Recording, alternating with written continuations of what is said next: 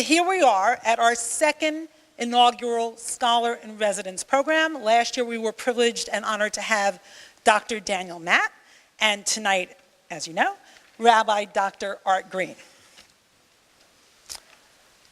We are so... Thank you, Batya. Go, Batya. We are so grateful to Rana Rogel, chair of the Adult Education Committee, and her husband, Brian Rogel, both of them supremely active Romemu members, for making this program possible. So, to introduce tonight's program and our speakers, or the specific program, I introduced the well, is our very own Rabbi Jessica Kate Meyer, who joined Romemu in 2013, and who had the honor and privilege to study with Rabbi Dr. Art Green at the rabbinical school he founded, Hebrew College. So with that, I introduce Rabbi Jessica Kate Meyer.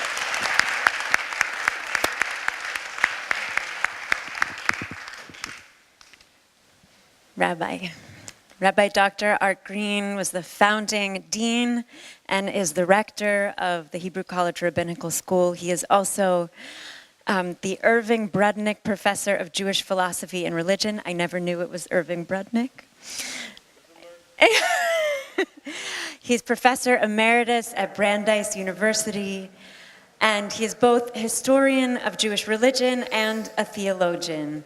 His work seeks to form a bridge between these two distinct fields, and he is a prolific author of many influential books, many of which will be available after this talk. He has been a rabbi for 50 years. Was ordained by the Jewish Theological Seminary of America. He studied with teachers such as Alexander Altman, Nahum Glatzer, and Abraham Joshua Heschel, of all of blessed memory. He's taught Jewish mysticism, Hasidism, and theology to many generations of students at the University of Pennsylvania, at RRC, the Reconstructionist Rabbinical College, where he served also as the president, and at Brandeis, and of course now at Hebrew College. He is the founder of Chavurat Shalom in Somerville, Massachusetts in 1968, and remains a leading independent figure in the Jewish renewal movement.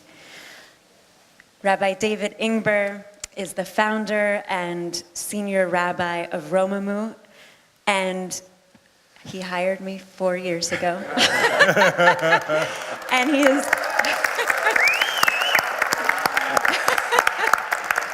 So, two of my teachers and rabbis, it is a joy and honor to learn with you both tonight. Thank you.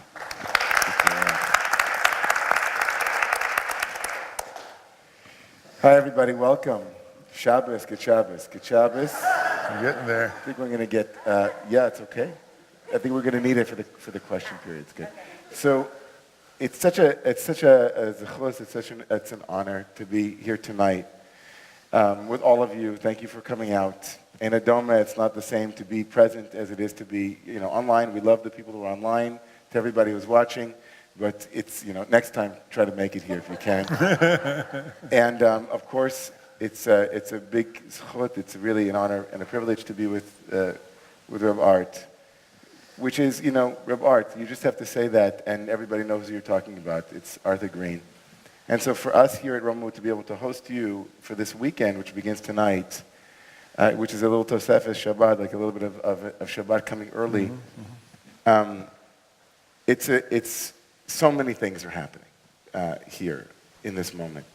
And so I just want to name that in my own dear Rebbe and your dear friend and teacher and colleague and everything, Reb Zalman Schachter-Shalomi, Alav Shalom, was the one whom we named the Sparks Dialogue series in honor of Reb Zalman.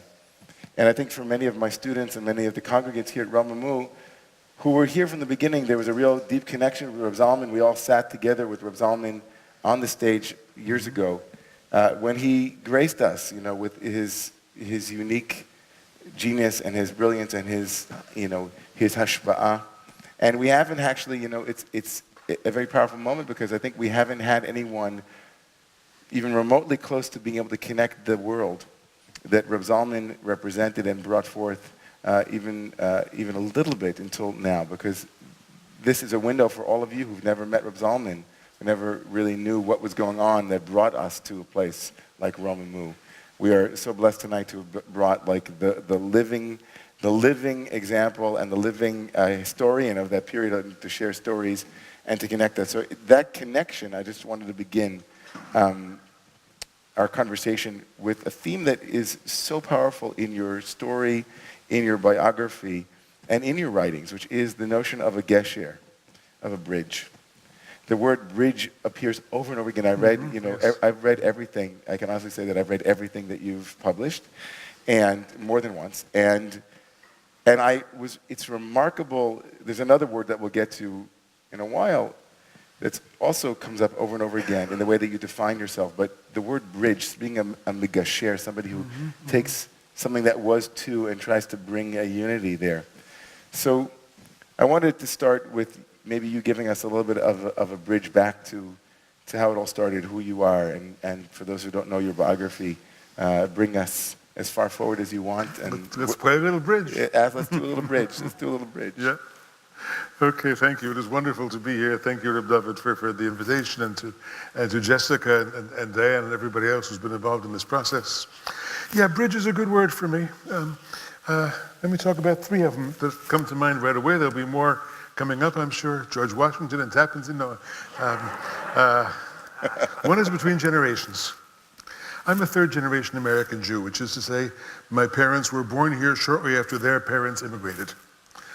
So my grandparents all had Yiddish accents, and when I was a little kid, I thought everybody started talking funny when they turned 60, because I never met anybody over 60 who didn't have an accent. It could have been an Italian accent or a something else accent, but all old people talked funny.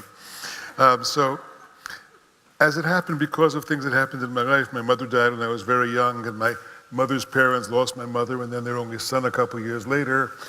I was the grandchild who loved Yiddishkeit, who loved old people. Therefore, go to your grandparents, spend time with your grandparents. So I was half raised by a generation earlier, which is to say, in my parents' home, I was raised in an American assimilationist.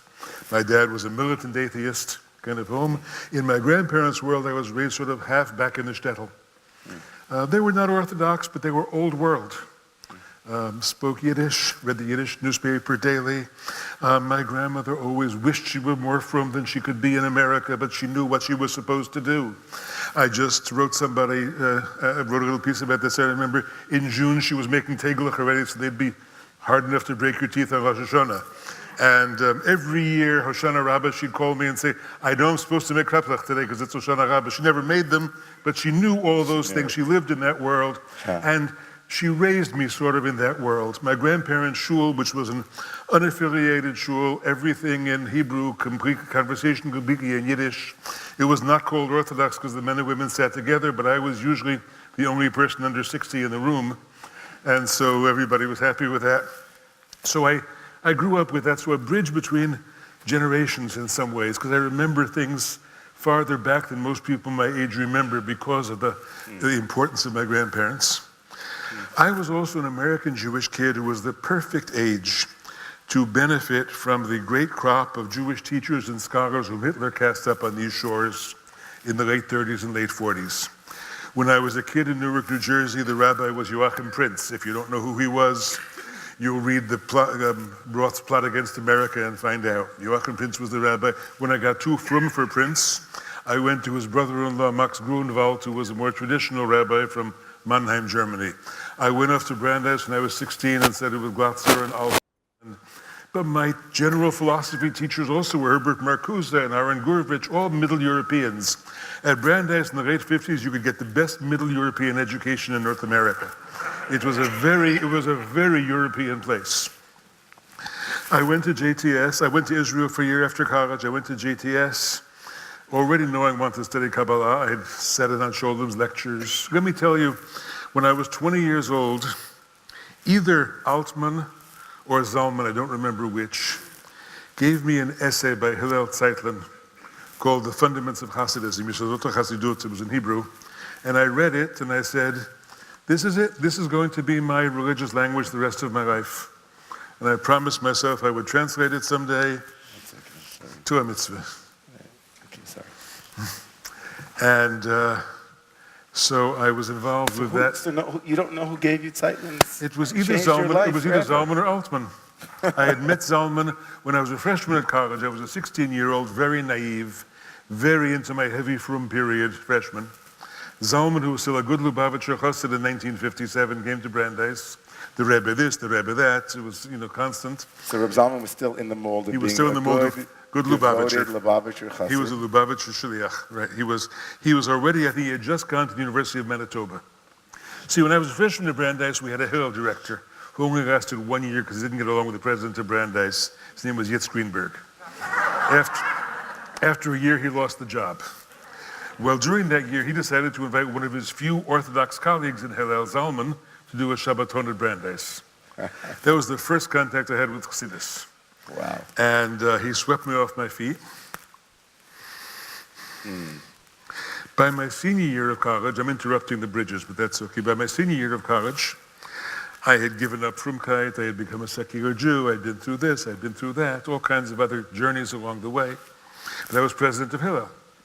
So I decided to invite Zalman back, because I remember this guy really impressed me when I was a freshman. I invited him back. I thought he was such a phony. I didn't like him. He wanted to know, should I play it this way, should I play it that way? I have this outfit, I have that, what should I do? And it just didn't somehow, the innocence of it was lost. And it then took me 2 or 3 years till I cleared that out, and Zalman and I began to become really, really friends and build a very important teacher-student, but also friendship. I never let him be my Rebbe, as you know. I never let anybody be my Rebbe. I was too headstrong. I had wonderful candidates. I had both Shlomo, I had both Zalman and Heschel. The last conversation I had with Professor Heschel, maybe 3 or 4 years after I graduated rabbinical school, half a year before he died, I said to him, Professor Heschel, it never quite worked between us. When I wanted a professor, you wanted to be a Rebbe. When I needed a Rebbe, you wanted to be a professor. So I know that game very well. I wrote him a 100-page paper on such and such a Kabbalist in Hebrew, and for a year I would say, Professor Heschel, have you read my paper yet? And he would look at me and say, Altu, how are you? This very penetrating voice. And when I was having existential problems, didn't know what I believed, he would say, have you read my Maimonides Part 2, Chapter 35? It's sort of the ping pong. That was that Yiddish ping pong we played with each other. So I'm a little bit of a bridge there to bridge from that generation of my teachers to a generation of people who never had the chus to know all those wonderful Middle European intellectuals who really created Jewish scholarship in this country. And then a bridge between fields, because I was trained by Professor Altman to be a professor of Jewish studies, historian of Jewish mysticism. That's the label on my PhD. And after a few years of teaching at a place called the University of Pennsylvania, where I realized that how can you spend all this time studying the Jewish past and publishing learned articles in journals that nobody will ever read if we don't know if there's going to be a Jewish future? Because I started looking at these kids I was teaching. Any former students of mine from Penn here? No? I started looking at them. These are 4th, 5th generation American Jews. They don't have Yiddish-speaking grandparents anymore. They don't have the childhood memories I have. Their grandparents already grew up in Baltimore or Philadelphia. Their childhood memories are about baseball games, not about the shtetl. Why should they be Jewish? They're comfortable in America. Why should they be Jewish? And so I started thinking more about the question. I said, I have to start thinking about the Jewish future and not just the Jewish past, which is when I decided for the first of several times to spend my life training rabbis, training leaders for a Jewish future, and started writing books that people wanted to read instead of academic books. And that changed my life. So I'm also a bridge between the academy and what I like to think of as the living Jewish future. Yeah. So, yeah, bridging is good. So you're well known, maybe one of the things that you're most well known for, it's hard to know at this point because you've become quite well known for many different things, but when I first encountered you, I came across a heretical book called The Tormented Master.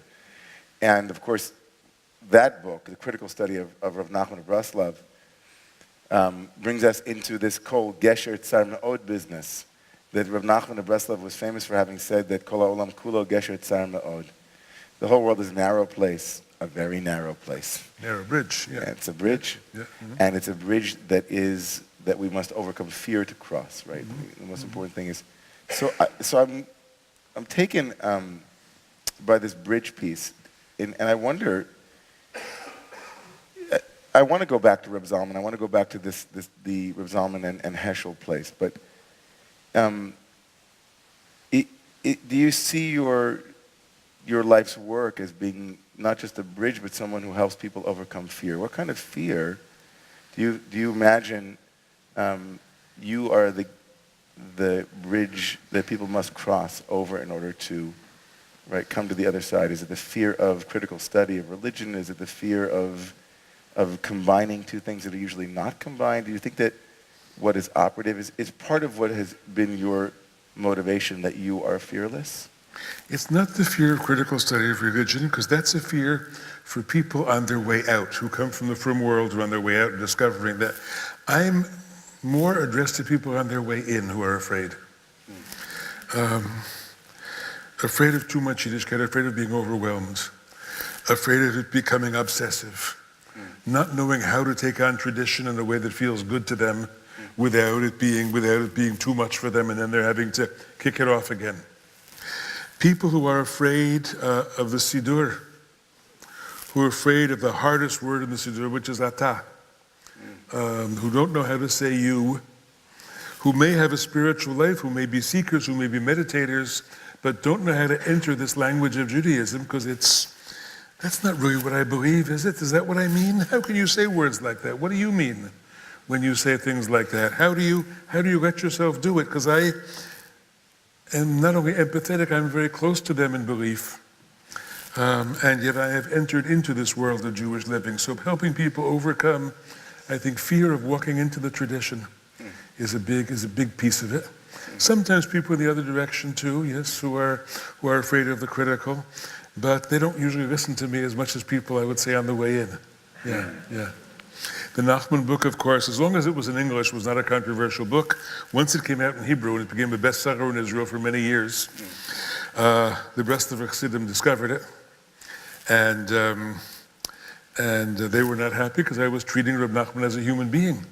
When you apply psychology to the tzaddik adoros, to the great tzaddik of all the generations, then what's left? So that was very hard. That was hard for some of them. Yeah. It was hard for you too, or? No, I don't think so. It was more hard for them.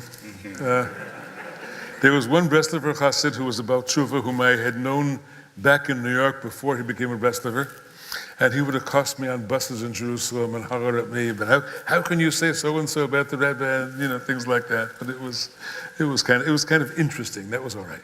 I didn't mind that. Oh, yeah, now a new edition of that book is coming out in Hebrew. It's considered a kind of a classic.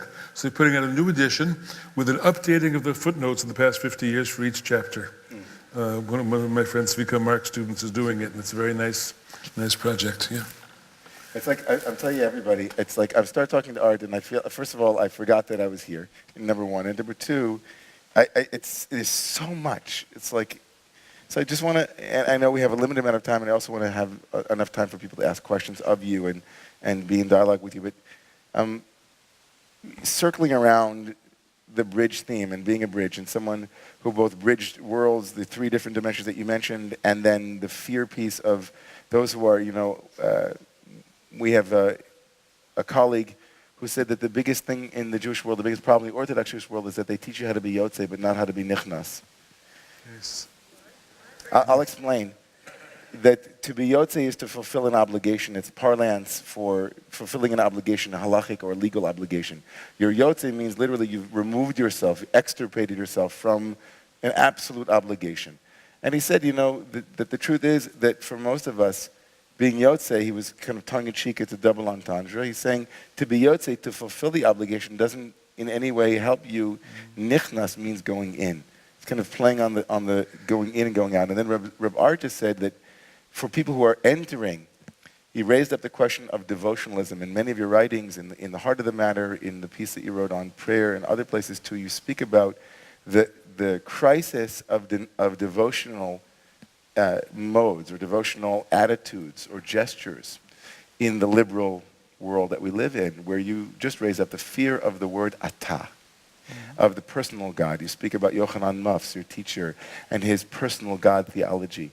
Help us massage that word, because often my students and congregants here have heard me speak of post-traumatic God disorder, PTGD, where often the ata of the direct addressing of God is something that people close down. There's a lot of scar tissue there, or fear comes up of being swallowed by that God, or, speak to us, if you could, into the world of Art Green, the Greenism and the theology of Art Green, where you are essentially saying that without a personal God, something is lacking.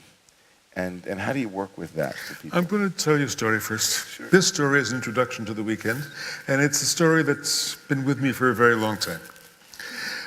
We are circa 1970 or 71. I am a young rabbi, 3 years out of rabbinical school maybe. I get an invitation from Fordham College. Fordham College, you all know, a Catholic institution in the Bronx, is having a day on the seasons of the year and the spiritual teachings of the great religions. And there are 4 speakers. Brother David Steindl Rast, a wonderful Benedictine monk and poet, now an elderly gentleman whom I revered greatly. Swami Satchidananda, the founder of Integral Yoga, the head of the New York Zen Center, very tellingly we never learned his name, and your humble servant, this young rabbi, because he represents the Jewish mystical tradition and we couldn't find anybody else. So, Brother David gives a beautiful talk about the journey from Christmas to Easter, birth to death, and identifying with the life and death of Christ. Beautifully done. And I get up and give a talk. It was the spring, so I talked about the spring cycle and the journey from Mitzrayim to Sinai, and what it means to stand before Sinai again and receive the Torah and have your heart open. And the Swami got up and he said, Om Shanti Om, we will chant for 15 minutes, and we chanted. And he smiled and told a couple stories. The Zen guy got up and said, I have 15 minutes, we will sit. Gesessen, we sat. After I talked, most of the people there were the Swami's disciples. They were all wearing the same white gatkis. You could tell they were the Swami's people. Probably 80% of the room. This young man, sweet face, raises his hand and says, Rabbi, that's very nice what you said about standing before Sinai, an open heart and receiving the Torah again. But isn't Judaism really about how God is sitting up in the sky with a book and he's writing down the good things you do and the bad things you do? He's going to reward you, he's going to punish you. And I look at this kid and I say to myself, oh yeah, another Jew ruined by the Long Island Hebrew schools. And in my nicest tone of voice, I say to him, most of us stop our Jewish education when we're 13. We didn't continue. We have to start again as adults. Besides, the people who taught us Judaism probably didn't know very much about it. And he smiled and sat down, came up to me afterwards and said, I just want you to know I quit Torah V'das a year before Smicha. I just walked out of an ultra-Orthodox yeshiva, very famous one, a year before I was ordained as a rabbi. And that's still what he was being taught. That's still the Judaism he was being taught. This was so-called higher Jewish education, that's who God is. So there's a lot of that out there. And a lot of Jews have it from childhood and have not gotten over that childish game. It took me a long journey to do something else. As I said, I took on a sort of compulsive frumkeit as a young adolescent. Somebody did me the great favor of giving me a book called The Kitzur Shulchan Aruch when I was about 12, and I fell into the trap. And it took me quite a few years to liberate myself from it. And so I know those traps. I was saved by Hasidism. I was saved by Zeitlin's Hasidism because it begins as a philosophy. Zeitlin doesn't begin with God, he begins with being and nothingness.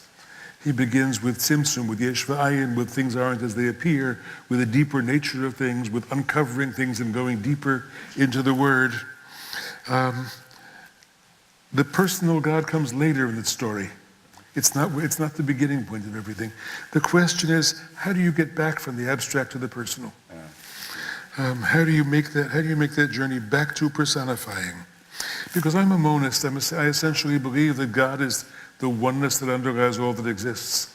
Shema Yisrael for me is not about one God, it's about one. It's about the oneness of all being. And we are part of that one, and that one fills us and embraces us and surrounds us, and is soviv and mamale. It's around the world, it's in the world, it's all, and we have to unite all the aspects of that oneness. That's my kind of religious philosophy. How do you say atah to the oneness of the cosmos? That's the question.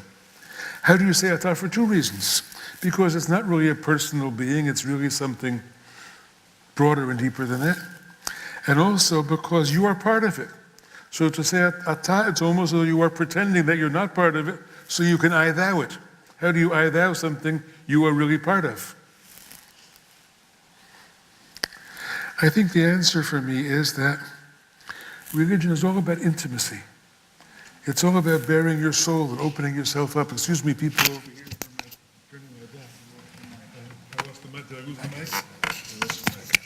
That's what's most important. I can stand here and hold it. Okay, no. I'll put this back on. So it's all about intimacy because religion wants to speak to you in the place where you're most vulnerable. It wants to speak to you in open-heartedness. I don't know how to be intimate with anything that's not a person. So in order to have a bridge back to intimacy, I need to use that personified language. The game I play with it is like this. It's in my ongoing commentary to the Siddur that I've been writing for years. At the beginning of the Amida, I have a commentary on the word atah. And I say, atah, I'm sorry not to have a blackboard, but I'll pretend. Atah is made up of three letters in Hebrew, Aleph, Tav, Hey. Aleph and Tav is the beginning and the end of the alphabet. Everything was made by the letters, so therefore atah is everything from A to Z, everything that was from alpha to omega, everything that was made from the beginning and the end. Atah is all that exists. It's the totality of being. But when you have Aleph and Tav and put them together, you get et. With apologies to the feminists, it's not at, it's et here. Et is the direct object. So it's all things in the world which are just objects. You take the hey, which stands for Shem Hashem, you add the hey and you make it an atah. You turn it in Buber's language from an it into a thou. You learn to address it. And I know somehow, to me, that atah, that the personal God for me is another bridge. It's a bridge between myself and the mystery.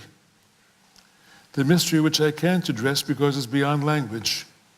But in order to get to that mystery, I use personified language, knowing always that I'm really, for the Kabbalists, I'm really talking in somewhere in Chochmah and Bina. I'm really talking someplace beyond the personal God, the personal figure.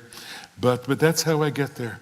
I think Kabbalah tells you to use the personal to make the leap back into the source of all being. I think that's what Kabbalah is good for in a certain way. Mm-hmm. Yeah. So I hope everybody followed that. So if we were to say it again, or maybe just reframe it a little bit, that for you, Rabbi Arthur, you're essentially doing what Shalom called remythologizing, or saying, or the revenge of myth, in that in the walking in the footsteps of your beloved Zohar, you have written in places that essentially the Rambam, Maimonides, and the Zohar are essentially saying the same thing. Both of them are saying that language is insufficient. The Rambam you wrote is through the Via Negativa. The Rambam says there is nothing in language that can accurately describe what God is. And the Zohar, and therefore be careful not to use language or see through language. Avoid anthropomorphisms and so on. That's right. Purify the idea of God from any corrupting influence of anthropomorphism. And then the Zohar, less than a century later, comes along and says, if the paucity of language to describe the divine is dangerous, let's flood language. Let's use myth and metaphor and analogy so much so that we're actually, the fullness of the divine is expressed through language in that way. And that you're saying to those of us who are liberal and have a theology, even monists like yourself, who believe that everything is one, that we are lacking, to the extent that we can say that, an intimate relationship with God, to the extent that we can't personify. Because for you, you can't love even the most, even the beyond beyond. You can't love, that's not a God that you can love. And in love is relational. Love is in the moment where there's a you, and that frees you to love, as it were. Almost like it helps you love. It helps. It helps you love. I don't want to say you can't love the universe, because sometimes I feel I can't love the universe. And sometimes when I read Tagore or Walt Whitman or Rumi, I say, of course you can love the cosmos. Of course you can love the world. But I think the God language is another bridge. Is a bridge toward that universal love, yes. Yeah. So yes, the Zohar will say, yes, God is a king on a throne, but God is also a bride. God is also a river. God is also the sea. God is also the sun and the moon and this and that. Practically every noun in the Torah stands for some aspect of the Sefirot. And that's the point. That if you have one image of God and freeze it, you're in trouble. But if you have so many fluid images that are always flowing into one another, and it can be water imagery, it can be light imagery, it can be sexual imagery, it can be garden imagery, it can be shir hashirim imagery, and so on. Then you keep it loose. You somehow keep it alive. But I think that dynamic energy is an important part of what it has to offer. I love it. So I want to take a little excursus now back from theology back to bridging theology and narrative.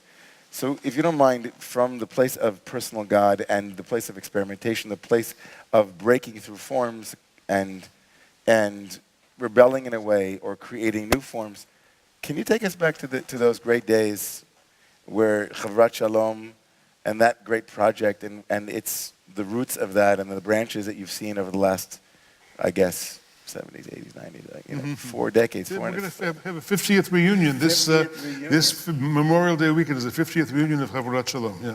Wow. Yeah. So some of you might have been there. Some of you might know about what Schachter-Shalomi, but maybe Rabbi Art can bring us back to those days, and then we'll make our way back to theology and I, thou, and in a minute. I have to tell you a lot of this story. To tell you a little bit of this, I have to tell you a lot of it. First of all, I have to tell you that Reb Zalman introduced Kathy and me and my wife. My wife passed away 4 months ago. We were supposed to have a 50th anniversary the same weekend as Schachter-Shalomi reunion. 49 years ago, Zalman introduced, so 55 years ago, 53 years ago, Zalman introduced Kathy and me. She was Sister Crandall in those days. She was Sister Crandall because that was Zalman's Catholic period. Everybody was called brother this and sister that.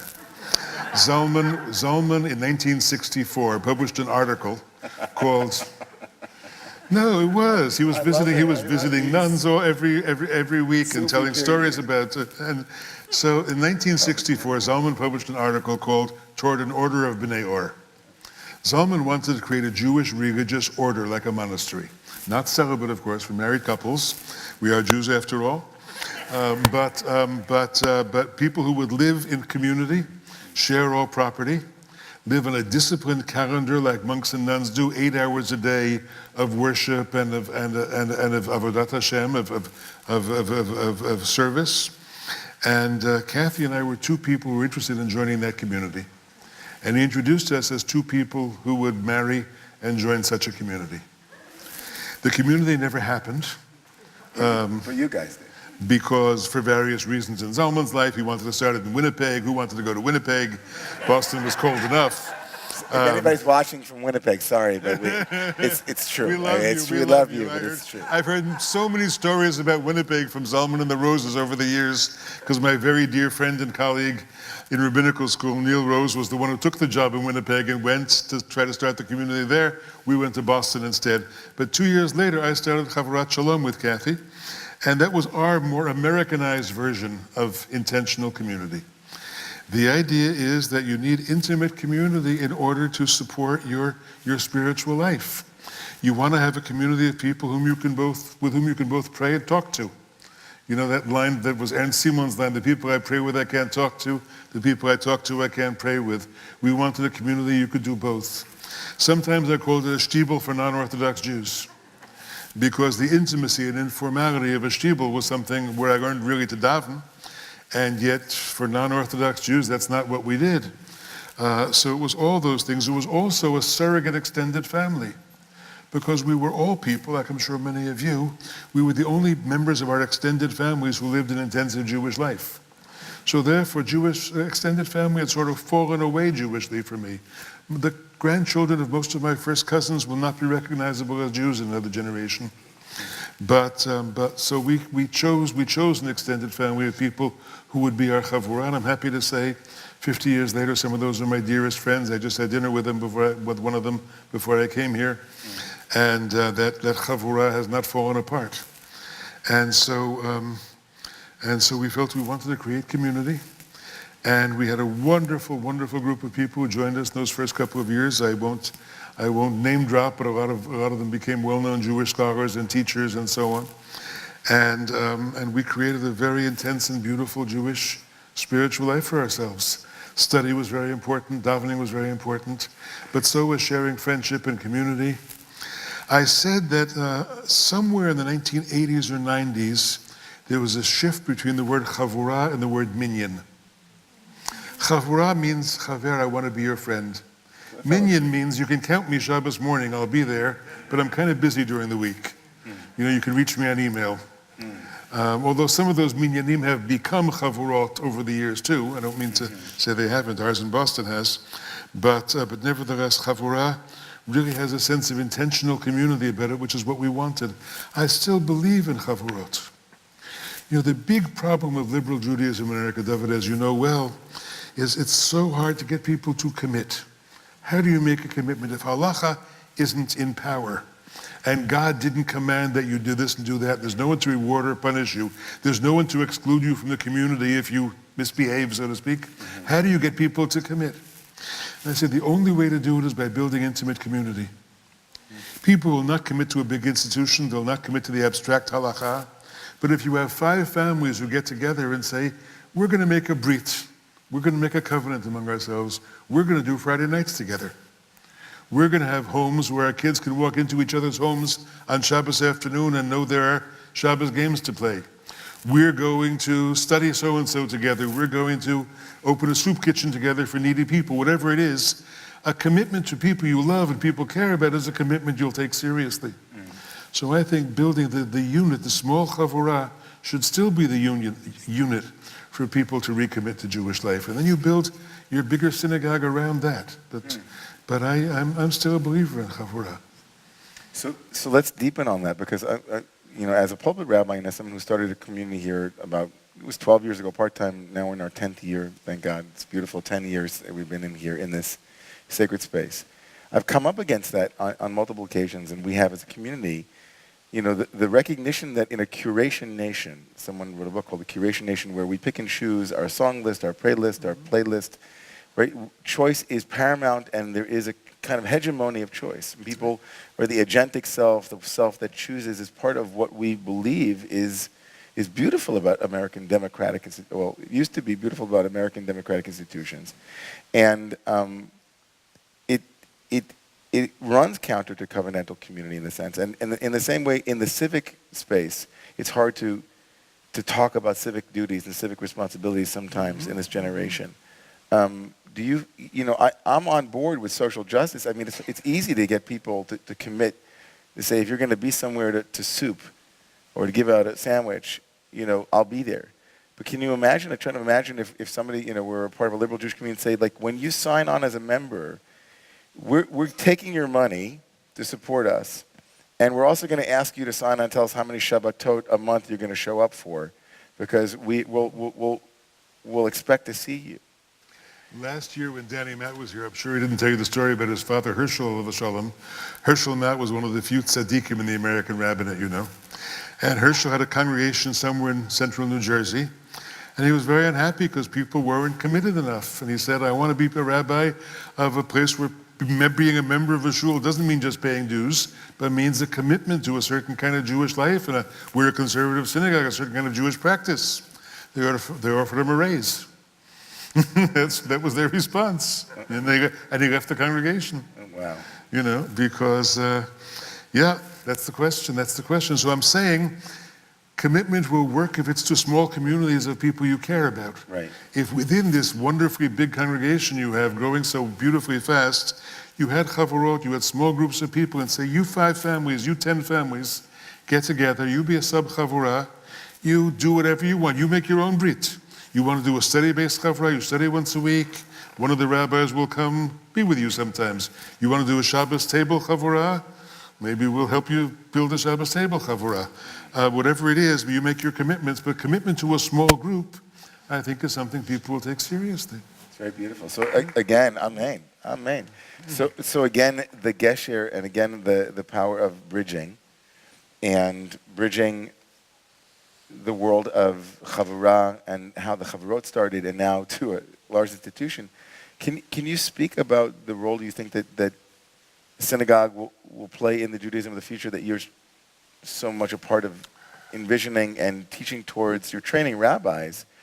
You had a really sweet anecdote, I don't remember where it was, where you once said that whenever you, like, I think Kathy said something like, many men will have like a midlife crisis, or they'll have like a, and they brought, right. Some guys every couple years they get a red, need to get a little red sports car. Green gets a little red rabbinical school. Right.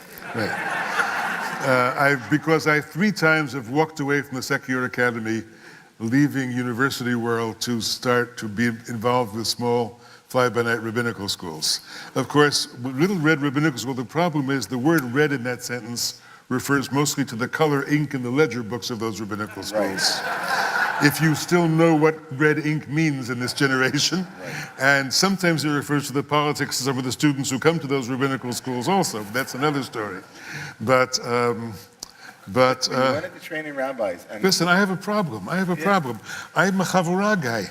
The chavurah meant you have no rabbi. The chavurah meant the community governs. Right. Out of the chavurah, in some ways, came groups like I belong to now, the Newton Center Minyan, 200 families. There are a dozen rabbis in the group, and nobody's the rabbi. These are people who said, we don't need a rabbi. Now I'm training rabbis, and the rabbis I train would love to be rabbis of the kinds of people who go to those independent minyanim who don't want to hire them. Did everybody follow that? Did you all follow that? That was good. It is a real problem. So what do you tell aspiring rabbis who when you believe, again, back to the bridge, we're going to talk about in a moment about tzaddikim and access mundi and the bridge between heaven and earth, and your own, I would love to call it your ambivalence about the authority of the rabbi, because in many ways, what you winked at when you told everybody here that you and Reb Zalman had a good, some tug of war around authority and about Rebbekite and Rebbe, what it means to be a Rebbe. And so here you have your training rabbis, investing them with authority, and in a way, the whole way you began with Chavurah was a model that recognized that rabbis have limited, if that, authority. So how do you, and in a way also synagogues, synagogues, can Judaism survive the future with only minyanim and chavurot, or do we need synagogues? David, I don't like the word authority very much. I pull back from the word authority. What a rabbi has is authority. I don't want authority, no. I want the rabbi to be somebody who, well, I've been in this seeker business a little bit longer than you, and I have more time to study the books, and my Hebrew is better, so I'm a step and a half ahead of you on the pathway of seeking. But it's not that I'm the authority. I've sort of pulled away from, I think we have no authority. Authority is gone. The halacha once had authority, but for non-Orthodox Jews it doesn't anymore. So I think we have very little of authority, and I think we have to make our peace with that, and that's okay. It's okay. I work in a position now where my authority, I have no power in the institution where I work. It's only because people respect who I am, and that's the way I want it to be. But I do think we need rabbis. I train rabbis, and I care about rabbis, and I care about the future of the institution, and the institution being alive and being vibrant. I would say one thing very clearly: the American synagogue will survive best if it becomes at least as much a Beit Midrash as it is a Beit Tefillah. I think there are thousands and thousands of Jews out there who will never want to pray. I'm all for experimental prayer. We can stand on our heads. We can play the guitar backwards. We can have yoga in the service. We can have meditation in the service. There are plenty of people for whom none of that will work because they're just not that kind of neshamas. But those people want to learn. And if you open up learning to them in an interactive way where their views are respected, I think the synagogue will survive best if Tuesday night Beit Midrash night is as busy as Friday night davening night. Amen. Amen. I'm a davener. I'm all for Friday night davening, night and Shabbos morning davening. But I'm saying, chavruta learning is a great gift we have. Having people setting up the synagogue as a network of chavrutot. And I don't care if they're learning Gemara or Kabbalah or Chassidus or Yehuda Amichai poetry or have a chavura in Jewish music or biblical criticism, whatever it is. But an array of learning chavurot and real support for that and really valuing that activity, rewarding those people who are committed to learning. I think the synagogue has to come alive. You know, you walk into a modern synagogue now, virtually everybody has a college degree. Half the people in the room have graduate degrees. They can handle serious intellectual enterprise, and they're used to it and hungry for it. Wow. And I think the Jewish community has to be a place where the level of intellectual conversation is higher and more challenging than what people get other places. And we are capable of that because we're very smart, educated people.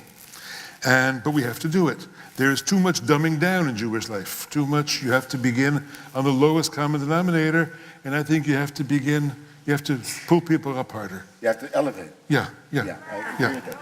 Romemu. So you see what Rabbi Arthur just did? He did something beautiful. He hopped that the other loci of what I wanted to speak to you about. The first piece was your bridging. But the second one was the word seeker. And when Romemu started its own Hebrew school, we called it the Seekers School. And, you know, I think a book that everybody, or not everybody, many of you might be familiar with, which was part of the trilogy that Rabbi Arthur authored, was Seek My Face. And the word drisha, dirshu Hashem b'himatzo, right, karobioso, karov, that this sense of being a doresh, or even maybe a mavakesh or a doresh Hashem, and then you just bridged seeking with davening. You said that a house of tefillah has to become a house of seeking, a beis medrash and also a beit tefillah.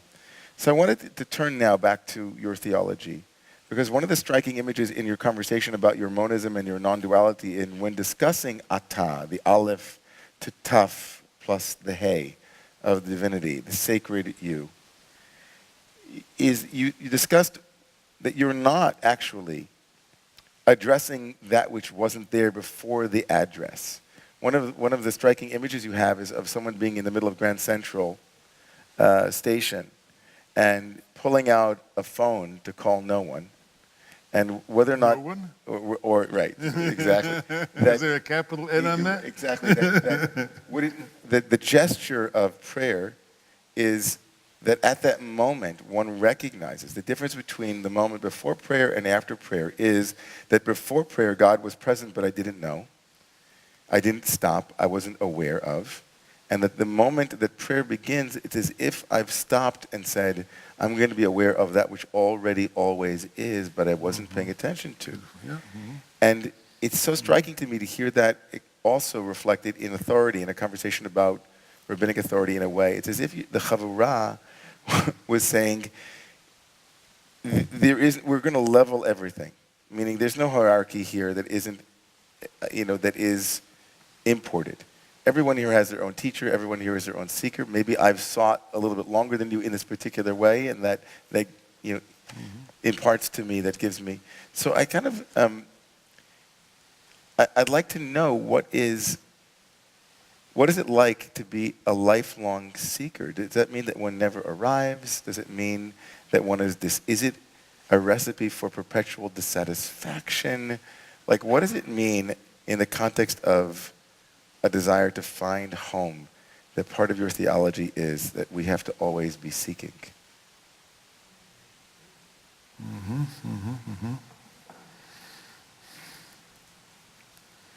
49 measures of wisdom were given in the world, are present in the world.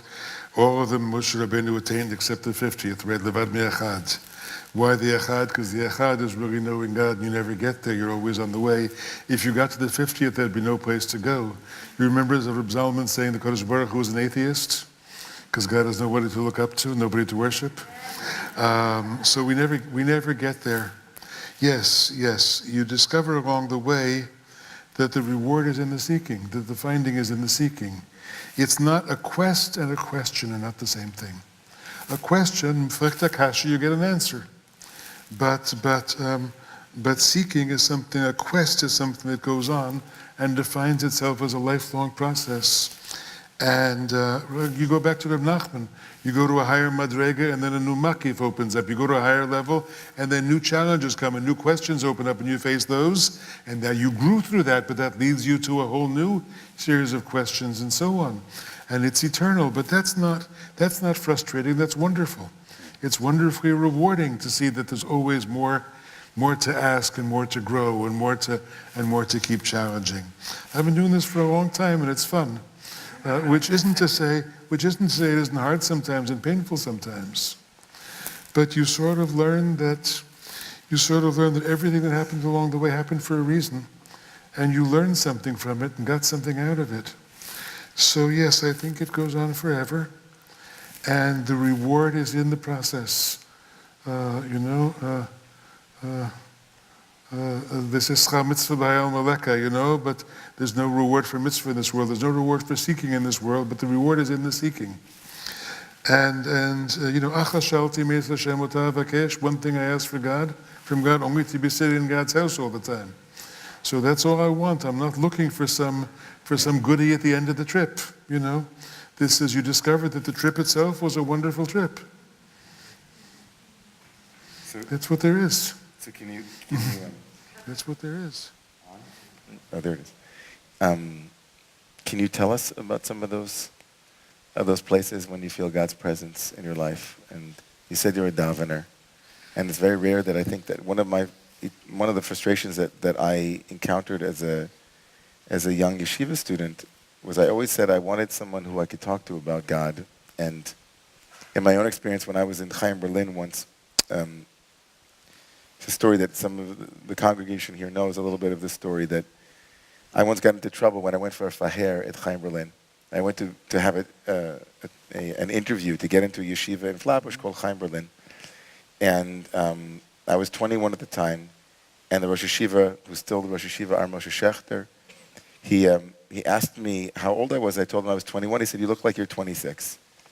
And that's exactly what I said. You see, Rabbi Martin, so I looked at him and I said, "That's a great number. Thank you so much." He said, "Why?" I said, "Because that's the numerical value of God's holiest name. That's the Shem Havaya, Yud He Vav He." And he looked at me and he said, "Listen to me, young man. If you came to this yeshiva to study Shem Havaya, then you should leave right now." And it left such a scar on me. Because that was my experience, that when I was in yeshiva, I was looking for people to talk to about the very thing that you have dedicated your life to, which is the inner world. So we get an opportunity, I know it's a little bit in public, but what are the places that you go to when you think about Shem Havaya, the name of God, or the presence of God? What does that feel like for you? What is that experience? Just thinking about that Rosh Hashiva as a bracha every morning. We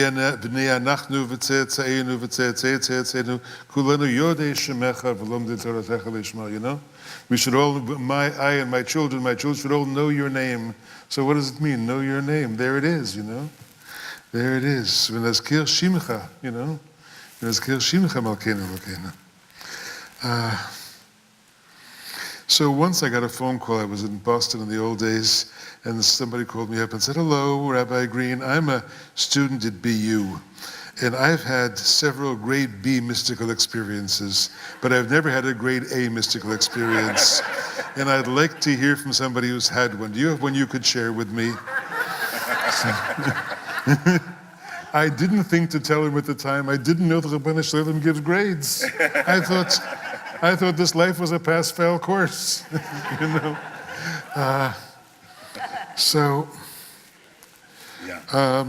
sometimes it's in davening, sometimes it's on mountaintops.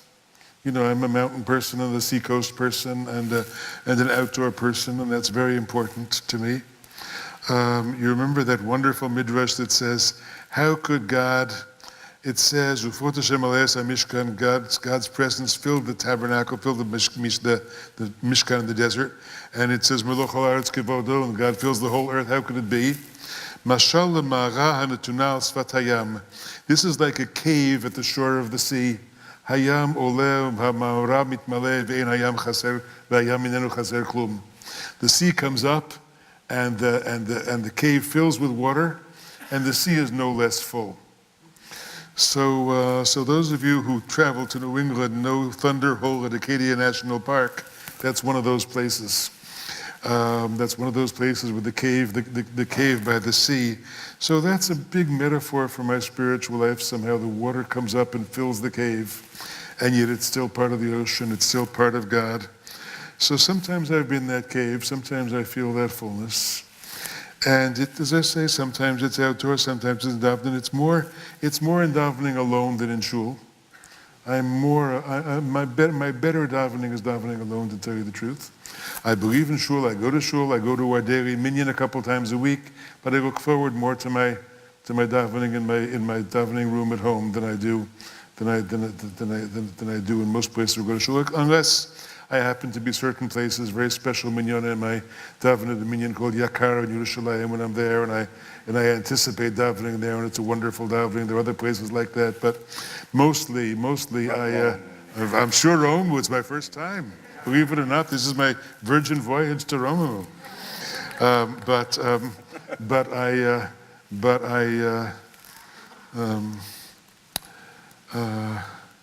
I have an active prayer life, the way a Catholic would use that term. I have an active prayer life. And that's not to say always successful in feeling the presence, but there are such moments that happen to me in the middle of davening, yes. And I try to write about them. As I said, I've been writing a commentary to the Siddur for years. So when great moments happen to me, I try to put them into words, and one day that commentary in the Siddur will travel beyond my computer, and I'll find a way to publish it. And I feel very blessed in my spiritual life. I feel that there's been a lot of light that comes shining through. And sometimes it's, as I say, sometimes it's the rising sea image, and sometimes it's light imagery. As I say, I use personal metaphors all the time, but it's more, if you ask me what it feels like more like rays of light and flowing water than it does like God as Papa or God as Mama or God as the King. Those things are kalim for me really to be talking about something else. And when you ask about the nature of my religious experience, it is more in those kinds of metaphors that I feel it than in personal ones. Though there are moments when it's Shir HaShirim language too. I've written about the Song of Songs several times in my life, and I consider myself a Shir HaShirim Jew. For many years I said the whole Song of Songs Friday night before davening. Now in our minyan I go to, we do one chapter every week.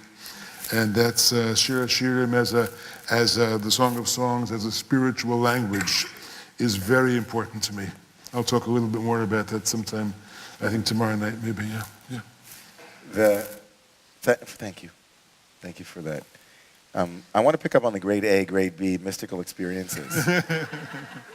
Because, the first question that Reb Zalman asked me when I met him was, first he asked me after I told him that I had dabbled, not more than dabbled, I was embarrassed to admit it in many spaces academically and in others, that I was very drawn to astrology. I knew that it wasn't scientifically rigorous and empirical, but I just was drawn to it as a kind of psychological, archetypal language. And the first thing he said to me was, "Will you do my chart?" Yeah, that's all we would do that, of course. And then the second question that he asked me, and this is where I'm going now, is, have you ever dropped acid? Have you ever dropped acid? That's a metaphor for... For everything. For everything. Yeah. Reb Zalman was famous for calling himself a psychonaut. He liked to be an astronaut for psychic experiences and believed very deeply in altered experience, altered Some people realities. get the O out of that not word, yes. Exactly. And so I think my question is, I think not many people know this, but you wrote about psychedelic experience and mysticism and When I was very young. and That article, for some mysterious reason, has just appeared on academia.com. So those of you who follow the academic world can read the little piece I wrote about that in 1968. so I'm wondering, just b'fnei am, in front of all of these people, and also as someone who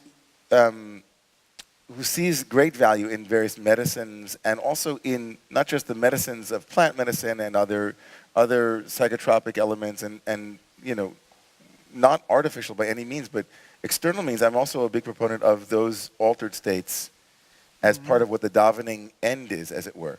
Right? You speak often as davening as not a means towards something, but as an end in and of itself. Va'ani tfilasi l'Hashem, that I am my prayer. When I begin to pray, you quote Rav Nachman, paraphrasing him, saying that prayer, I become my prayer, become identified with my prayer. Prayer isn't what I do, it's what I am as I begin to pray. I'm just a big fan of that, but I also see prayer as a means, meaning it is a spiritual technology or tool to achieve a certain altered state. I mean, I can speak for myself, and I very much identified with what you said about lights and feelings of waves and other imagery, that when I'm in the middle of davening and after I've finished davening, I'm in an altered state. I am not the same person I was when I started. And one becomes very adept, I think, in that world of feeling a different trance or a different state that one enters. So I'm kind of curious, Rav Art, what your take is now on what you wrote about then, on the usage or of natural means or of artificial means. Like, what is the role of altered state experiences in healing and in shul life? I've once dreamed, and we should make it happen one day, to have a medicine ceremony, a legal medicine ceremony at some point that is done in a safe way, or to use binaural beats, to wear headphones to help, balance the binaural. I thought you were telling me there's a kind of beat that's certain psychedelics I didn't know about. No, Beats with a double E, I was thinking. What haven't I heard about sugar beets? That's another red image of a red image. So what's your take on that? And let me just expand the question, because we're gonna run into conversation time with all of you in a moment. But it's something that, of course, I've been wanting to ask for a long time, which is, what's at the crux of is there a difference between the school of Reb Zalman and the school of Reb Art? Now you're going to big questions. Right, but I'm making this bridge in your honor because I feel that there is something in this that is potentially that you would either clarify, or maybe there isn't such a big gap, or maybe there is. Because I think that many people will often say, there's the school of Rabbi Arthur Green, and there's a school of Rabbi Zalman Schachter-Shalomi. And I don't know if that's, whenever I speak to your students, I feel as though I'm talking to students of Rabbi Zalman. And whenever I speak to students, certain students of Rabbi Zalman, I feel very much like I'm speaking to students of Rabbi Art. Yeah. So and I consider myself to be a student of both of you. So I'm wondering if there is a connection between these, in that question about psychedelics and about psychic experience and spirituality, or maybe not. It's not about psychedelics, no. Okay. There are two different questions. Let me go to the psychedelic question and the two schools question, because I think they're not the same question. Good. Yes, summer of 1965, I had a friend, my dear friend David Mendelsohn, Olav Shalom, he's gone for many years now. He was a junior at Harvard. He was taking a course with these two guys, Leary and Alpert. And they were giving out these funny pills to students in their classes. My friend David was head of the waterfront at Camp Ramah in New England that summer, and so he took me on my first acid trip there. And it was life-changing. Now, I had been studying Chassidut and Kabbalah already for 5 or 6 years, so it wasn't like I discovered it there. It confirmed for me many of the things I had seen. It confirmed experientially many of the things I've been reading about, and that was very exciting. Those were the years Zalman and I were closest, probably, because we had that in common. We had Chassidut and acid in common, and not many people did. So we were. No, it's not a joke. Hashtag it's not that. a joke. And so we would be sending each other copies of pages of Kedushas Levi, saying, look at this, and this is something like a psychedelic moment he's talking about. And we both understood that language, and we were reading a lot of the same other people, people from Gerald Hertau and Watts to all kinds of other people. And so those were very exciting head times for us. Now, Zalman became a true believer. Zalman believed that the new age of Aquarius was dawning. Soon everybody was going to do this. We'd all become enlightened and people would love each other and there'd be a new world coming. It was a messianic moment. In retrospect, I think it was a translation of the Chabad messianism that Zalman had imbibed earlier, which was now transferred into an age of Aquarius psychedelic messianism. I was not a believer. I saw people take acid and get violent, to do nasty things. I saw somebody I knew tripping together, was taken away by guys in white coats because he freaked out on the bad trip. But I saw people around. I was in Harvard Square in those days. I was in Boston in those days, or between New York and Boston. And I saw people, doing acid and listening to disgusting music as far as I was concerned, and just noise. And it was just noise reverberating in their heads. So I said, you get out of it what you put into it. And the fact that Zalman had been in all kinds of holy places, that took him on that trip. And the fact that I had done a little bit of learning Chassidut, that's what took me on that trip. And it wasn't the acid itself that was the answer. And so he became more of a believer, and I became less of a believer after a time. I did acid maybe 10 times in those days. I don't remember, I didn't count. I probably couldn't have counted anymore. But I was beyond counting, so to speak. But I stopped. Zalman remained involved longer than I did. And altered consciousness remained very important to him. For me, it became less important. It also took Zalman into a very new agey place. And I did not go with him into the New Age world and into this vision of a universe is about to dawn. I felt I sort of am a non-messianic Jew, which means I sort of believe with Rabbi Yochanan Zakkai and Yavne, that we have to get a little light burning. Reb Nachman saying, "Man farel v'tligen bis Mashiach v'tkimin," just keep a little light burning until the redemption comes. Meanwhile, we live in a pretty dark universe. I'm sorry to say this year it's considerably darker. But we have to keep, our job is to keep some humanity burning, some bit of light, some bit of enlightenment in a world where there are lots of dark forces. And he sort of was always pushing toward the edge of, we are on the edge of the great redemption. And that meant for him breaking down lines between Judaism and other religions, because ultimately the new Gaian universe is going to be born and we're all going to be part of that. And I said, no, it's going to be a long, slow time coming. I'm happy to have dialogue with people of other faiths and learn from them. I've had important relationships, especially with Catholics, I would say, who are involved in the mystical tradition, and that's been a very important other tradition for me. But I never was happy about breaking down all lines the way Zalman was. So that was part of the difference between our approaches. And it was also had a lot to do with Rebbistve. Zalman really loved being a Rebbe, wanted to be a Rebbe, and saw himself as a Rebbe and allowed people to make him a Rebbe. I, because I had been too headstrong to have a Rebbe, felt I had no right to be a Rebbe. So I never tried to be a Rebbe. People have pushed me in that direction, and I have wonderful students. I think I've treated my students well over the years, and many of my students have grown into genuine friends, and many of my friendships are with former students. I live off that. I'm delighted about that, and it's been the great richness of my life to have friends who tell me to become real friends. But that's not being Rebbe. Where Zalman, even though he tried to democratize sometimes this week, you be Rebbe now, you go to the head of the table, somehow the image of Rebbistve was very important to him and very positive for him. I loved Zalman dearly. I learned a lot from him. I did not ask him for brachas.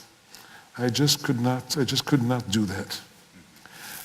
Maybe it was a failure on my part that I couldn't, but I wasn't able to do it. Now people ask me for brachas sometimes, and sometimes I give them, but I always undercut a little bit to make it clear that I'm giving you a bracha because I love you, not because I'm a Rebbe. But, that's an important difference for me. I think that's where the different schools That's where the different schools pulled apart. I'll say something maybe I shouldn't say out of school, but I'll say it anyway. I had among my dear disciples who've become friends, I have two people with whom I founded the rabbinical school in Boston. Jessica knows them well. Her teacher's Or and Eben. It happened one summer that one of them was invited to the Aleph Kala, and the other was invited to the National Chavurah Institute. Both were invited to teach. And the one who went to the Aleph Kala said, oh, they loved what I did, and then they wanted me to lead davening, and then they wanted me to do this, and then they were all gathered around me, and then they wanted me to give brachas, and so on. The other one said, who went to the Chavurah Institute, I taught my class, I went to somebody else's class, I learned from them, lots of interesting conversation there, and that's who I was. I was part of this egalitarian process. And I think there was, Zalman had a pull toward Rebistve in the style of the way Bnei Or and then Aleph developed, whereas the Chavurah, which is in some ways an extension of what we did at Schachter-Shalomi, was much more of a democratic, egalitarian community. I'm not placing a value judgment as I say that, even though it sounds like it, because I think in some ways I lost and my students lost by my inability to be a Rebbe. But that's who Zalman was, and that's who I am. Very strong, the way that you finished that. Off and on. There it is. It's very strong in the way that you just finished that, Rabbi Art, because I was going to ask you if it was something that you thought that was. I think Rebbes are born in a certain way, and I think that the personality type, and there's room for both. I want to say that I believe in charisma. I really do. I think it's important. No, yeah. And we appreciate yours. And so I want to open up now for for people to speak and to engage with Art with your questions, and then we'll come in for a landing afterwards. But here's a microphone. I want to say one thing first. Yeah. I want to offer an apology. I want to offer an apology. Can you hear me? Something I suffer from a little bit in the world is what's called face blindness, which means I do not recognize people very well. So if you're here and I've seen you 20 times before and I should know you, please tell me your name and remind me and understand that it's not about you or not about my not caring. I'm just not very good at faces. Okay. Go ahead, please. Hi, Art. My name is Jeff. Some Yes. people call me Paco. Hi, how are you? Hi, nice to see you. You made a comment in one of your stories about the student who said, who you commented their view of religion or of God was stunted as a child, even though he was in an Orthodox yeshiva. So I've often wondered, we observe that about a lot of adults, that their view of Judaism was stunted as a child. Therefore, the implication is that it was taught incorrectly as a child. So my question to you is, what is the right way to teach our kids so that they don't have to forget everything they learned and relearn it as an adult? You give me a tough one first because I'm not an educator of children. You can talk about what's age appropriate and things you have to do at certain ages. You threw in the word remythologization. I believe in remythologizing. Judaism has been too demythologized. So I think telling stories, telling rich stories, at the same time giving the kid a sense, if he is a 10-year-old or 11-year-old already, about what it means to be telling the story and loving the story, even though we don't believe in it literally. Yes, the stories are good and the stories are rich and we love the stories, but this is not what we mean by the literal historic truth. That's the way it happened. Now, exactly how you balance that with kids is something a good educator has to figure out, but I think it can be done. I would say having kids involved in the creative project of understanding what it means to be a religious human being. I had a friend who was a wonderful Jewish educator who spent a lot of time with cameras in the classroom, with kids doing nature photography and close-up nature photography and things like that, and developing a sense of wonder. What does it mean to be a religious human being? Heschel would say it means to develop a sense of wonder, and how we cultivate wonder in children, and how we legitimate their sense of wonder, and to give them a sense that that being a Jew has something to do with poetry, has something to do with developing poetic sensibility. I like to say that theology is an art, not a science. And therefore you have Jewish training has to be a certain kind of artistic training, how to live with this art form called Jewish life. And that means how to enhance it and develop it. Those are a few general lines I can throw out. But it's an important question. I neither want the kind of education where it's all literally true and you have to believe it and shut up, because we've seen too much of that. But I also don't like the debunking a Jewish education, which means, well, these are all myths that people used to believe in, and we now are more educated people than that. It's neither of those. Thank you for being here with us. I'm Dutch Hoffman. I'm straight ahead. Oh, there you are. Hi, Sorry. yeah. Hi.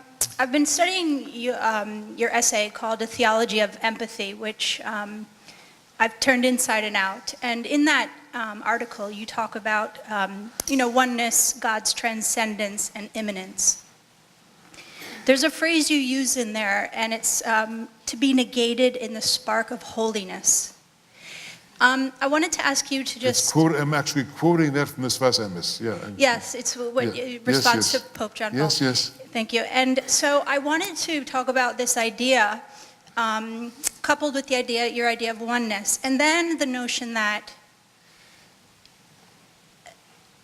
wouldn't it then be theologically unsound that God could ever distance God's self from us in any way or at any moment in time, based on some kind of moral or unethical behavior that we acted out?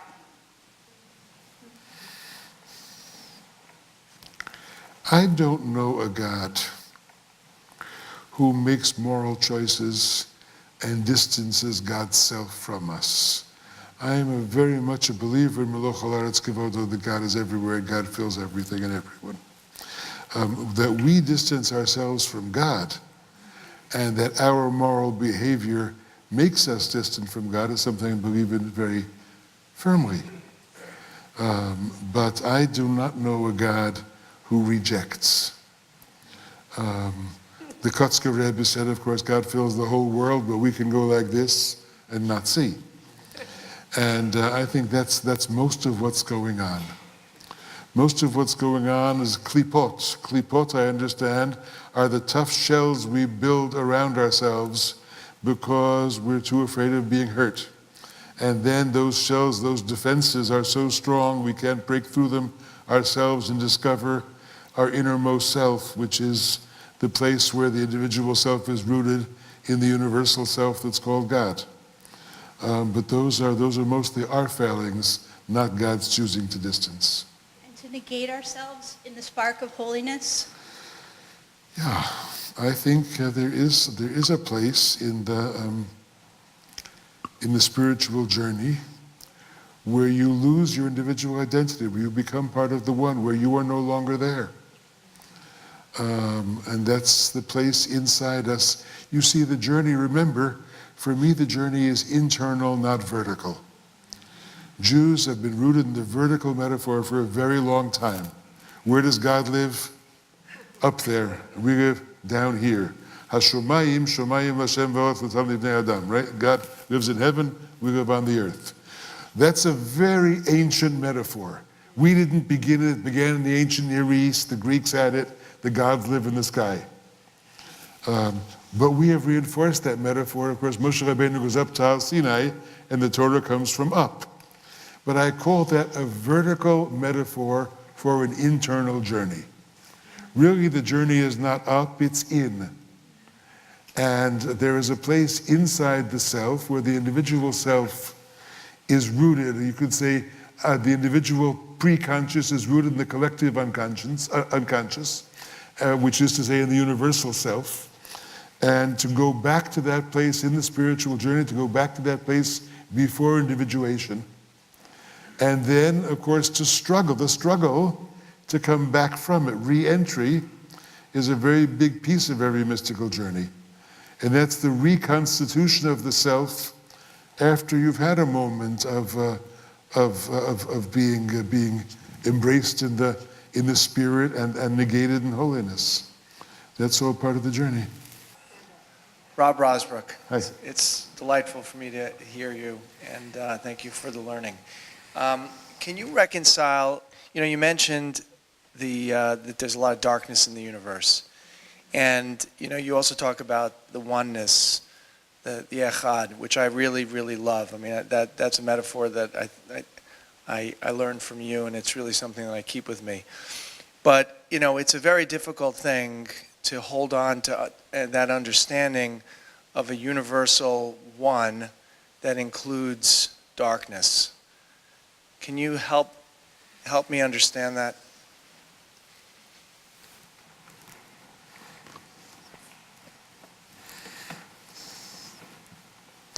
Why does the Torah begin with the letter Bet?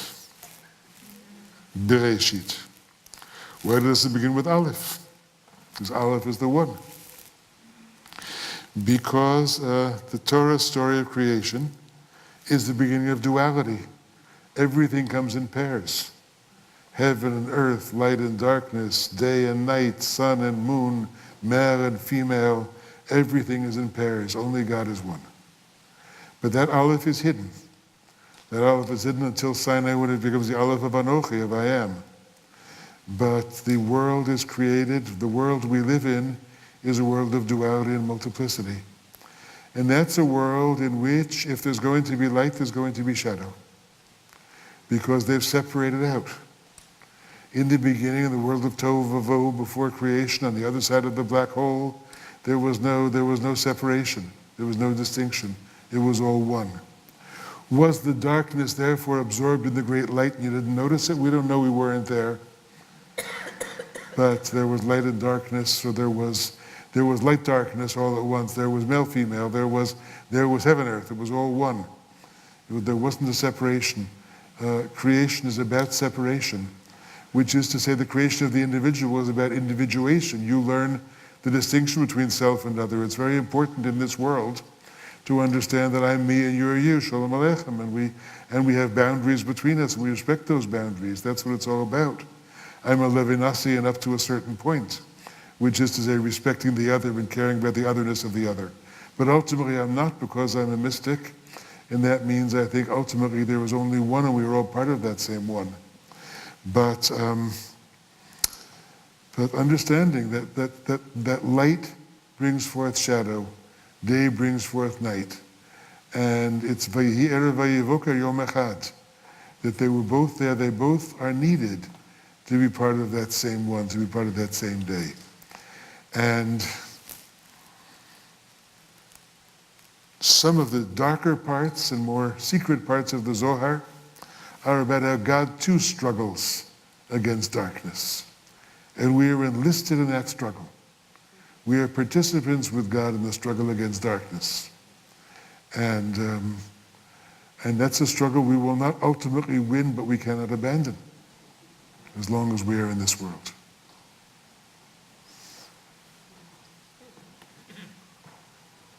Thank you. Hi, David Kurtz. Thank you for the gift of learning with you. You spoke so much about Rabbi Zalman, and I really enjoyed that. One of my heroes is Heschel. I ask you to do the impossible. Can you talk a little bit about him, maybe what you most gained from learning with him? Yes, I'll tell you the most important thing Heschel taught me. I can't tell you everything about Heschel. I'll tell you the most important thing Heschel taught me. I heard him say it. I haven't quite seen it in one of his books this way. He says, why is the Torah so concerned with graven images? What's such a big deal so people make an image of God? He says, the Rambam will tell you it's because God has no image. God has no image, ein lo dmut haguf, and you make an image of God, so that's falsifying. He says, so what? So it's a theological error. So what's so gefährlich that the Torah should say the root of all negative commandments of Avodah Zarah is making images? Why is the Torah so obsessed with it? It's not because God has no image, it's because God has an image. You are God's image. But the only medium in which you can make God's image is the medium of your entire life. You can be God's image, you can't make God's image. To take something less than a full living, breathing human being, which is to say a piece of marble or a canvas and make God's image on that, that's avodah zarah, because that's lima'et dadmut, that's lessening God's image. Because the only image God has is God's image in every unique living human being. That was my favorite lesson from Heschel. Just to, Ronnie, if we could go back. Yeah. Oh, sorry. My name is Eleanor. Hi. One of my mentors, whose name is Sue-Ann Steffi Morrow, Reverend Sue-Ann Steffi Morrow, to bring us back to bridges, used to say, Eleanor, you can build bridges. It's a very good thing to do. But when you build bridges, or when you are a bridge, you get walked on. And so I just wonder if you can speak to some of the tougher places of being a bridge or building bridges in your life and in your work and in your spirit.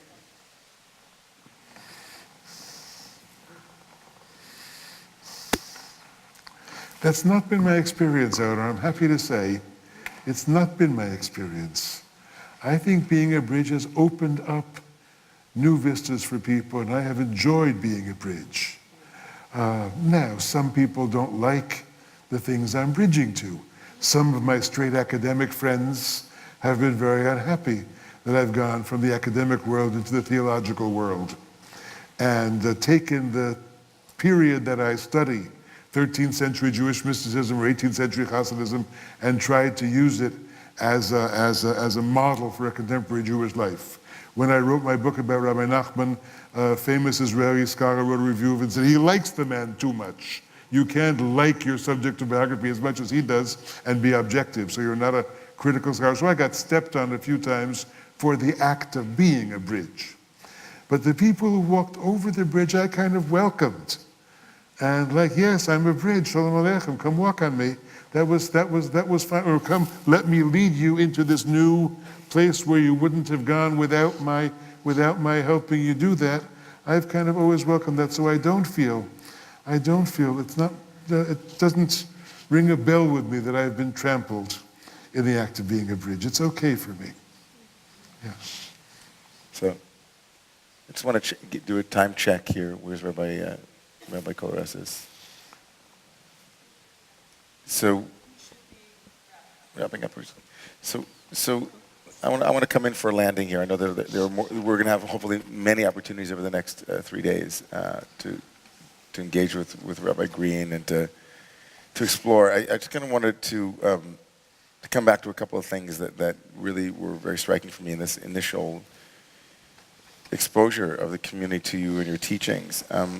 The first is to say that I'm hoping that you'll share the story that is so animated your life about seeking, the story of Reb Nachman and the images of the king. And at some point, but it's really powerful that that bridging and seeking were the two words that I chose, but really the word face also has appeared, and it kind of was very striking when you told people that you can't recognize faces. Because the duality of face, and you said, I'm Levinasian up to a point. I'm kind of a student of Levinas's notion of the nakedness of the face and the power of the other found in the face. And, seek my face, the face of the divine. All of these things are kind of swimming with me. And I'm just swimming in the paradox of who you are. When we say bridging, it's like beautiful that you're a bridge, but also, you're also a bridge between two things that don't reconcile easily, without remainder. Right, so in your monism, everything is one, but yet you leave room for prayer, which is beautiful. It's the intimacy of the other, but it's absolutely striking. I mean, as someone who also holds this as well, but like it doesn't completely reconcile. And then you're Why does it have to? It doesn't. Yeah, right. So I wanted to ask you that. So thank you. So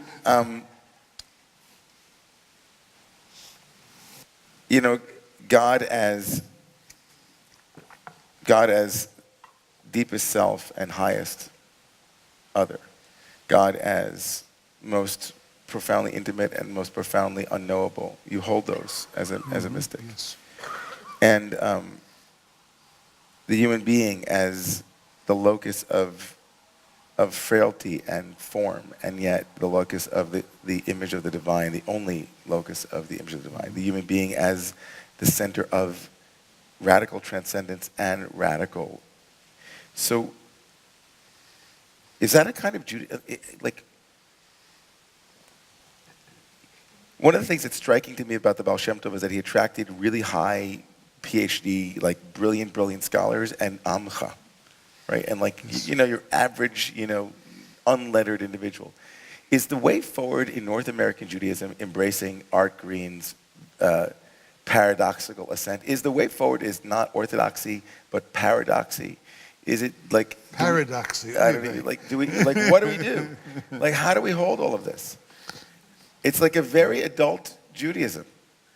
First of all, I have to tell you, somebody wrote me today, the day that just passed was Bet Shvat, the second day of Shvat. Yeah. He said, this is Reb Zusha's Yartzeit. Right. He says, this is the date when in 1800, Reb Zusha was asked, why weren't you more like Reb Zusha? So simple souls attracted to Rebbes, right? Reb Zusha had no learning, there are no books attributed to him, because he was a simple soul, and there's room for simple souls in the Hasidic world. There's room for simple souls in my world too.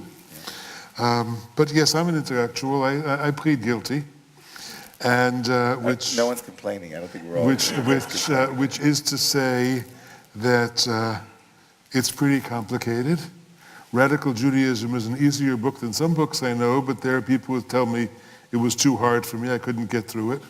I'm now writing a book of very short divrei Torah, sort of little catches of my teaching, so people can do it in 5-6 page bites, unrelated to one another, sort of, so people can do smaller chops of it. I'm not a consistent thinker. I'm not a trained philosopher, and inconsistency is not something that bothers me very much. My test is really much more experiential and inward than it is systematic, and that's okay with me. I've always been attracted to the non-systematic aspects of Jewish theology, which is to say not to the Rambam, but to Midrash and Kabbalah and Chassidut, which are notoriously non-systematic, because a Rebbe got up one Shabbos and said something that might contradict something he said 2 Shabbosim before, because it was a different pasuk, and it was a different moment, and it was a different olam he was talking to. And all of those things feed into it, and that's fine with me. So I'm not worried about that. Yes, sometimes I call myself, people ask, what kind of Jew are you? Which means which denomination do you belong to? So I either check none of the above or all of the above when it comes to denominations. But I call myself a neo-Hasidic heterodox traditionalist. But maybe paradox is better than heterodox, who knows?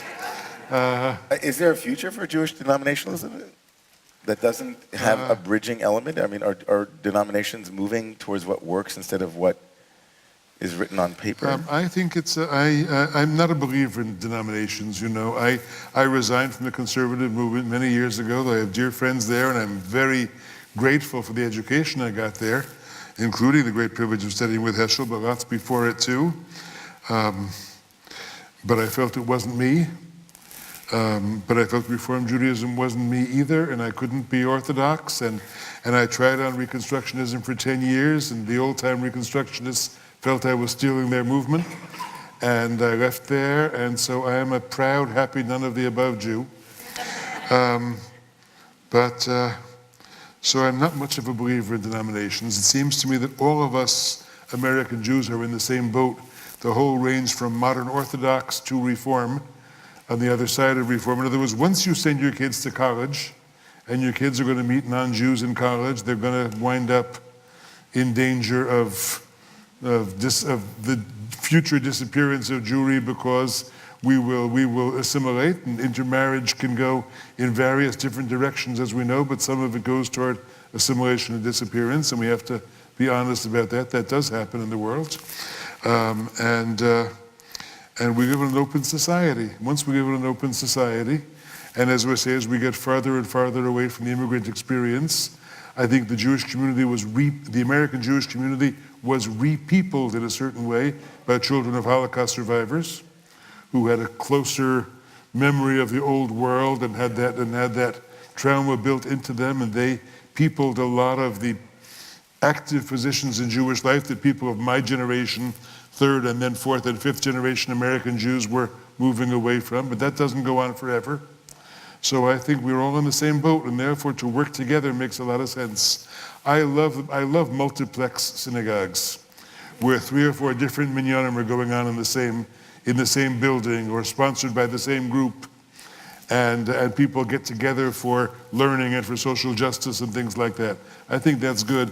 And if those multiplex synagogues could have a Reform service and a modern Orthodox service at the same time, and have people who all embrace one another as fellow Jews and pay dues to the same institution, I think we might have something nice going there. You know. We're gonna come in for a close here, and everybody will be welcome to join afterwards. There's some dessert in the room next door, and all of. Book signing. I got it. I'm good. Hold on. I'm good. Hold on. As you know, Rabbi Art is a prolific author. I think any of his books, any of the books that you might find from Art are full of stories, they're full of intellectually illuminating moments, insights, personal anecdotes, but really a roadmap for the future of Jewish life. And so next door we have a number of those works available, and Rabbi Art will stay and sign them. I'd love for you to finish with this story, but I want to set up by saying that I love reading you. And I love reading you because I think for many people, and I think Rabbi Maya, Rabbi Jessica said this when she wrote to the community telling them that you were coming, she said that she found a home, like a theological home in reading your books. And I think that many people who are theologically homeless, meaning feeling that they can't be bridges, that there are either or choices, binaries are constantly being placed before them. Either you're devotional and therefore orthodox, or you have a relationship with altered sense of reality, but you have a deep davening experience, but then you have to jettison your rationality, or along the list of the binaries that we've discussed.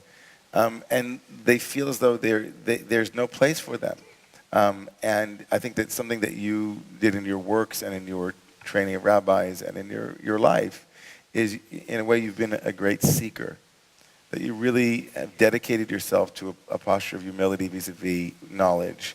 And you wrote in some place that really touched me. I don't remember again. I don't remember. But it was that the bifurcation between knowledge in the Western canon and what's happening in campuses between knowledge and as knowing and the implications of knowing and the responsibility with knowing, and that part of your life was to be that bridge between knowing and goodness, knowing and devotion.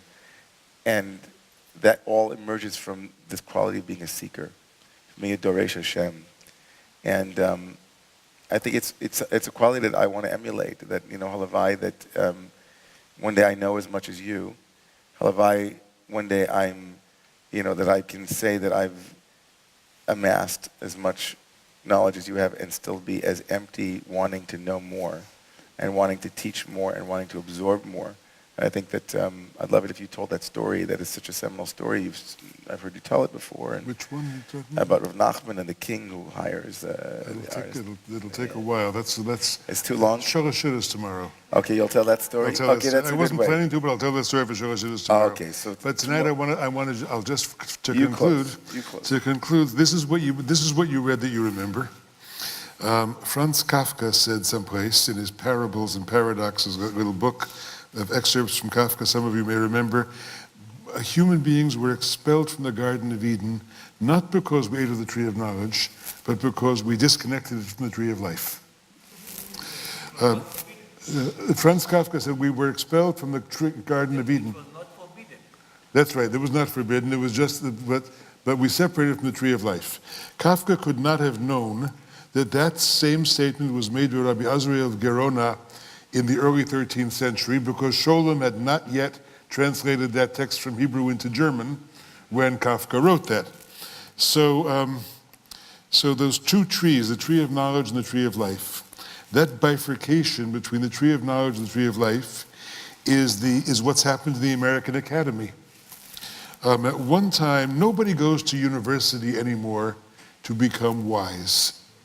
The idea of going to college in quest of wisdom is something you wouldn't imagine doing. You go in quest of a degree. You go in quest of professional training. You go in quest of the contacts you will make for your future profession. I went to college to become a wise person would be sort of bizarre. Well, people go to ashrams to become wise. People go to madrasas to become wise. They go to Benedictine monasteries. And maybe to some yeshivot, maybe the yeshiva that's going to grow in a certain congregation in Manhattan, I know, will be a place where people will pursue wisdom. But I'm on your team. But universities have abdicated that. So this bifurcation of knowledge and life.